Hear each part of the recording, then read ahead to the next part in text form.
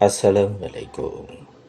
আজ 30 মার্চ 2026 খ্রিস্টাব্দ, 16 চৈত্র 1432 বঙ্গাব্দ, 10 শাওয়াল 1447 হিজরি, সোমবার। সংবাদ পাঠ করছি মনির হোসেন কামাল। প্রথমেই শুনবেন সংবাদ শিরোনাম। সরকারি চাকরিজীবীদের বিশেষ নির্দেশনা। জ্বালানি তেলের অবৈধ মজুত ও পাচার রোধে লাখ টাকা পুরস্কার ঘোষণা। বরগুনায় জ্বালানি সংকটে হাহাকার। বরগুনায় জেলা এনজিও বিষয়ক মাসিক সভা অনুষ্ঠিত। 2 বছর ধরে ব্রিজ ভেঙে খালে, ঝুঁকিতে পারাপার। আমতলীতে 100 টাকার জন্য তরুণ খুন। মাইকিংয়ে রেকর্ড করা হয় লোকবেতারে। শুনলেন সংবাদ শিরোনাম, এবার বিস্তারিত। সরকারি কর্মকর্তা কর্মচারীদের জন্য সকাল 9টা থেকে 9:40 পর্যন্ত নিজ নিজ অফিস কক্ষে বাধ্যতামূলক উপস্থিতি নিশ্চিত করার নির্দেশনা দেয়া হয়েছে। জনপ্রশাসন মন্ত্রণালয়ের এক নির্দেশনায় এসব তথ্য জানানো হয়। এতে বলা হয়, বিদ্যুৎ ও জ্বালানি সাশ্রয়ের জাতীয় আহ্বানের অংশ হিসেবে এই নির্দেশনা কার্যকর করা হচ্ছে।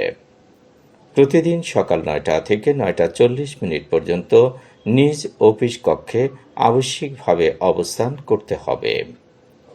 দাপ্তরিক কর্মসূচি প্রণয়নের ক্ষেত্রেও উক্ত সময়সীমা যাতে বিঘ্নিত না হয় সে বিষয়ে সতর্ক থাকতে হবে।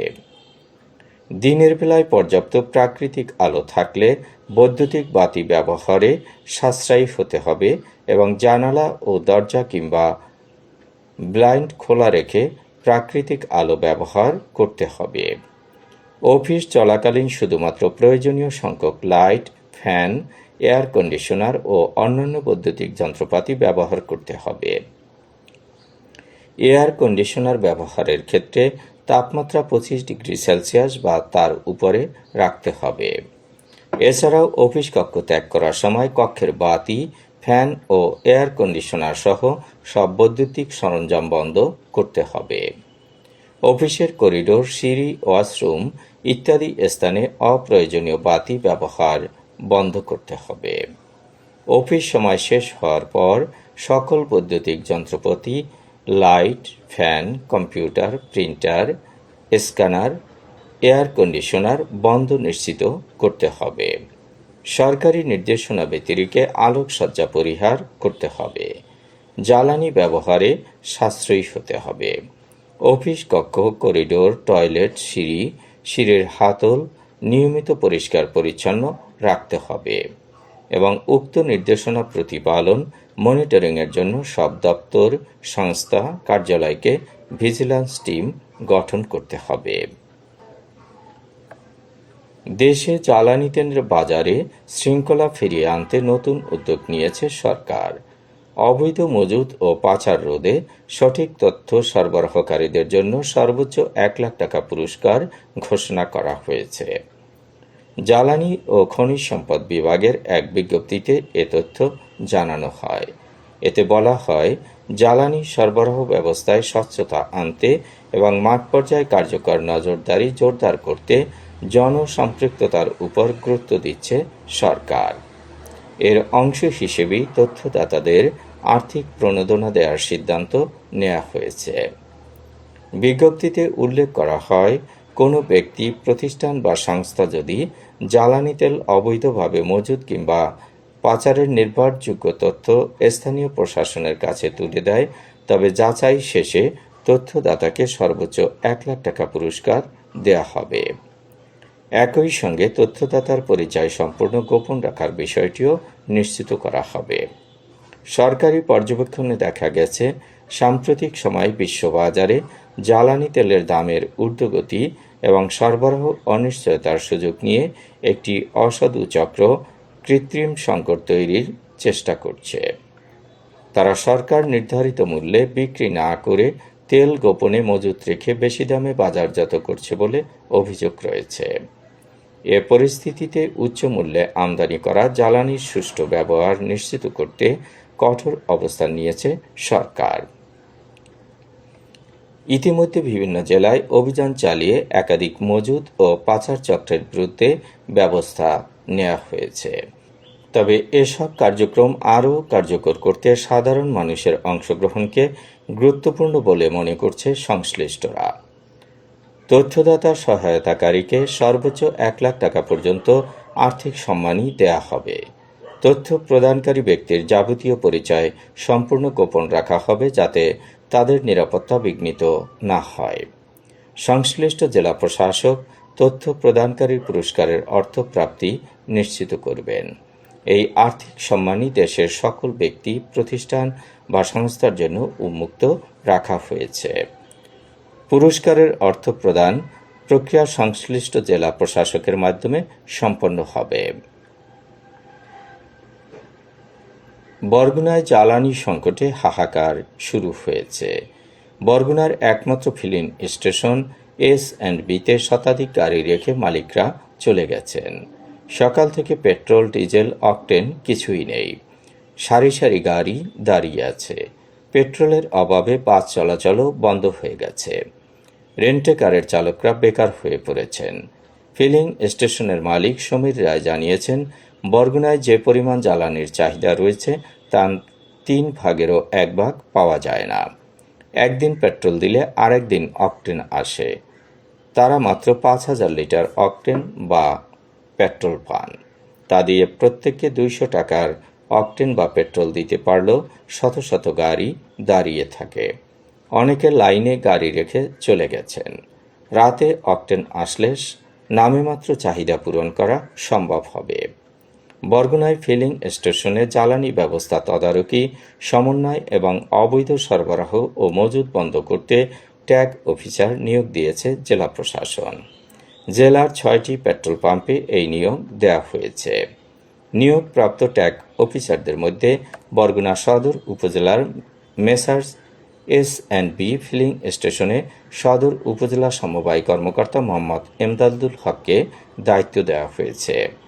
আমতলী উপজেলার সৈকত ফিলিং স্টেশনে উপজেলা সমবায় কর্মকর্তা Mohammad Azadur Rahman, messrs KS filling স্টেশনে জনস্বাস্থ্য প্রকৌশল অধিদপ্তরের উপসহকারী প্রকৌশলী সোহাগ মিয়া এবং রহমান পেট্রোলিয়াম ফিলিং স্টেশনে উপজেলা BADC প্রকৌশলী মুহাইমিনুল ইসলামকে দায়িত্ব দেওয়া হয়েছে।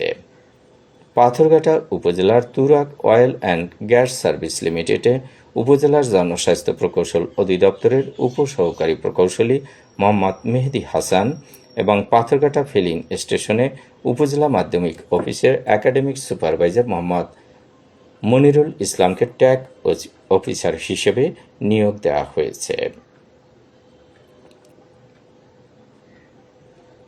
বরগুনায় জেলা এনজিও বিষয়ক মাসিক সভা আজ অনুষ্ঠিত হয়েছে।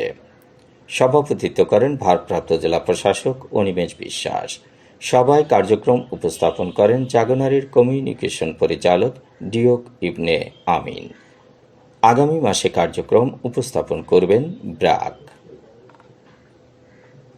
কুয়াকাটায় বড়হর খালের উপর নির্মিত একটি আয়রন সেতু ভেঙে পড়ায় 2 বছর পার হলেও এখনও স্থায়ী কোনো সমাধান হয়নি। নতুন সেতু নির্মাণ না হওয়ায় চলাচলের জন্য তৈরি করা অস্থায়ী কাঠের সেতুটিও এখন জরাজীর্ণ ও ঝুঁকিপূর্ণ হয়ে পড়েছে। এর ফলে পর্যটক সহ স্থানীয় অন্তত 10,000 মানুষ ঝুঁকি নিয়ে চলাচল করতে বাধ্য হচ্ছেন। কলাপাড়া উপজেলার মহিপুর থানার লতাচাপলি ইউনিয়নের মম্বিপাড়া ও পৌরগোজা গ্রামের মাঝামাঝি এলাকায় 2005 সালে নির্মিত সেতুটি সাধুর ব্রিজ নামে পরিচিত। 2024 সালের 25 ফেব্রুয়ারি একটি পিকআপ ভ্যানসহ হঠাৎ সেতুটি ভেঙে পড়ে। দুর্ঘটনার পর সাময়িকভাবে চলাচল স্বাভাবিক রাখতে তৎকালীন উপজেলা নির্বাহী কর্মকর্তার উদ্যোগে প্রায় 8,73,000 টাকা ব্যয়ে একটি কাঠের সেতু নির্মাণ করা হয়। তবে সময়ের সঙ্গে সঙ্গে সেই সেতুও এখন নড়বড়ে ও ঝুঁকিপূর্ণ হয়ে উঠেছে। স্থানীয়দের অভিযোগ, প্রতিদিন অন্তত 10,000 মানুষ জীবনের ঝুঁকি নিয়ে এই সেতু ব্যবহার করছেন। কুয়াকাটা সমুদ্র সৈকতে যাতায়াতের গুরুত্বপূর্ণ সংযোগ পথ হওয়ার বিকল্প রাস্তা না থাকায় দুর্ভোগ আরও বেড়েছে। মাত্র ১০০ টাকার জন্য সজীব নামে এক তরুণ হত্যা হয়েছে। তার বাড়ি আমতলীর গুলিশাখালী ইউনিয়নের কলাগাছিয়া গ্রামে। গত ১৫ রমজান ধানের কুড়া বিক্রির ১০০ টাকা নিয়ে দ্বন্দ্ব শুরু হয়। ঈদের দিন সজীবের পরিবারের সদস্যদের উপর হামলা চালানো হয়। দীর্ঘদিন চিকিৎসার পরে আজ ভোররাতে সজীব মারা যায়। মাইকিংয়ে রেকর্ড করা হয় লোকবেতারে। সুমধুর ও সুস্পষ্ট কণ্ঠে মাইকিংয়ের জন্য লোকবেতারের বিকল্প নেই। লোকবেতারের সাউন্ডপ্রুফ স্টুডিওতে করা হচ্ছে গান ও নাটকের রেকর্ড। সেই সাথে লোকবেতারের নামমাত্র টাকায় প্রচার করা হচ্ছে বিজ্ঞাপন। ১৫ সেকেন্ডের বিজ্ঞাপন প্রচারিত হচ্ছে মাত্র ৫০০ টাকায়। ৩০ সেকেন্ডের বিজ্ঞাপন ১,০০০ টাকা, ৪৫ সেকেন্ডের বিজ্ঞাপন ১,৫০০ টাকা আর ১ মিনিটের বিজ্ঞাপন প্রচার করা হয় মাত্র ২,০০০ টাকায়। নির্ধারিত টাকার বিনিময়ে প্রতিদিন কমপক্ষে ৫ বার করে পুরো ১ মাস বিজ্ঞাপন প্রচার করা হবে। মাইকিং ও বিজ্ঞাপনের জন্য যোগাযোগ করবেন 0-17755664445 নম্বরে। এবারেই শুনবেন আবহাওয়ার খবর।